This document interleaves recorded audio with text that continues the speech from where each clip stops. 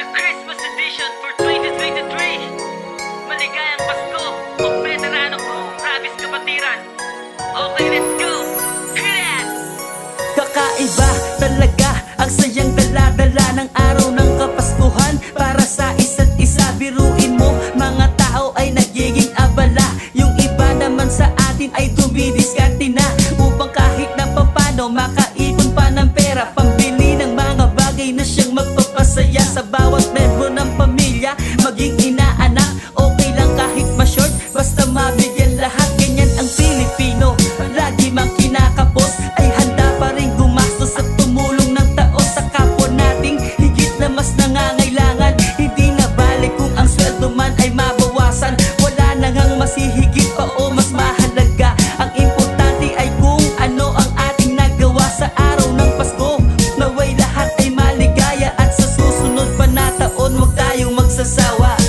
Sama-sama nating ipagdiwang ang pagdating ng araw ng Kapaskuhan.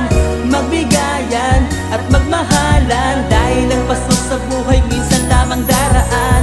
Kaibigan, kababayan, sabay-sabay nating lahat iparamdam sa bawat isa, maging sino pa man sila, na dapat lahat masaya sa araw ng Kapaskuhan. Masarap sa pakiramdam habang inaabangan, lalo na kapag palapit na ang Kapaskuhan. At dama mo ang saya kapag Noche Buena na. Iba yung feeling kapag alam mo salo-salo na bawat paligid may pailaw. Ang sayang nadarama ng Pasko, lalo na kapag merong kumakanta ng Christmas song. Sa puso natin ay dama, tumatagos bawat awitin ng bawat pagkanta. At yun ang mahalaga kung paano tayo sumaya ngayong Pasko. Kalimutan muna natin ang problema, minsan lang dumating kada taon ng Christmas. Pero tandaan ninyo ang Pasko di lumilipas, araw-araw ay Pasko basta't sa isip itatak yung samaan ng loob. Kalimutan na lahat na bes, yun ang mahalaga, regalo na matatanggap. Lagi lang magpangiti,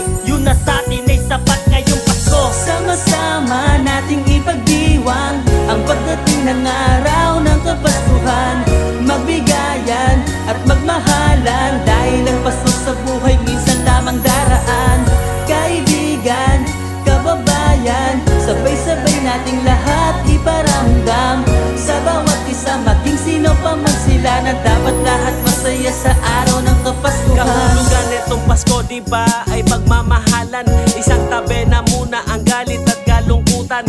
Mahirap o mayaman, bata man o matanda, ipagdiwang ang Pasko dahil yun ang mahalaga. Kalimutan ang problema at isipin nyo palagi na maghari ang pag-ibig na sa puso manatili. Disyembre 25, kaarawan ni Jesus, kaya Pasko sa Pilipinas masayang hindi naraos. Tradisyon ng Pilipino pagsapit ng Noche Buena, handa ang simple lamang, importante sama-sama ang pamilya na dating magkalayo, na kumpleto sa bahay na barong-barong, masaganang salo-salong kumakain sa hapag kahit handaan di magato. Para sa akin yun ang pinaka magandang regalong natanggap sa itaas, kaya marami pong salamat. Maligayang Pasko at kapayapaan sa lahat. Sama-sama nating ipagdiwang ang pagdating ng araw ng Kapaskuhan.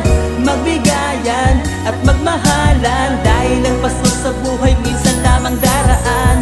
Kaibigan, kababayan, sabay-sabay nating lahat iparamdam sa bawat isa, maging sino pa man sila, na dapat lahat